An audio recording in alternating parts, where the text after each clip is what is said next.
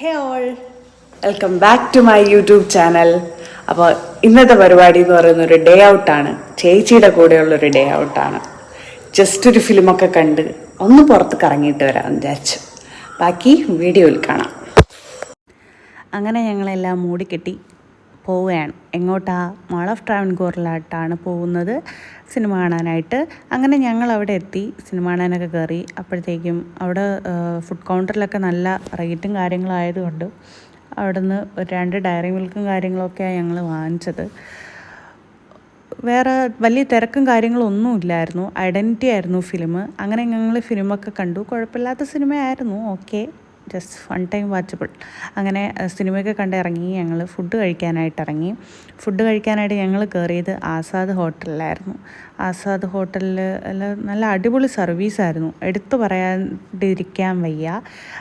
നല്ല അടിപൊളി സർവീസായിരുന്നു. ഞങ്ങൾ ഓർഡർ ചെയ്തത് ചിക്കൻ ബിരിയാണിയും മട്ടൻ ബിരിയാണിയായിരുന്നു. ചേച്ചി മട്ടൻ കഴിക്കത്തില്ല, അതുകൊണ്ട് ഞാൻ മട്ടൻ ബിരിയാണിയും ചേച്ചി ചിക്കൻ ബിരിയാണിയാണ് ഓർഡർ ചെയ്തത്. ഞങ്ങൾ അതൊക്കെ കഴിച്ചു. നല്ല അടിപൊളി ഫുഡായിരുന്നു. അങ്ങനെ അതൊക്കെ കഴിച്ചു. നല്ല അടിപൊളി സർവീസായിരുന്നു, അത് പറയാതിരിക്കാൻ വയ്യ കേട്ടോ. ഒരു എടുത്തു തരുന്നതും എല്ലാം നല്ല സൂപ്പറായിരുന്നു.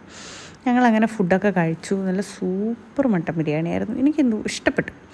ഇച്ചിരി കത്തി റേറ്റാണ് എങ്കിലും കുഴപ്പമില്ലായിരുന്നു, വേർത്തായിരുന്നു. പിന്നെ ഞങ്ങളവിടെ കുറച്ച് നേരം കറങ്ങി നടന്നു. കുറച്ച് നേരം വെറുതെ അങ്ങോട്ടും ഇങ്ങോട്ടൊക്കെ നടന്നു. ഫോട്ടോ എടുക്കാൻ വേണ്ടിയിട്ടുള്ള സ്ഥലം തപ്പിയാണ് ആക്ച്വലി.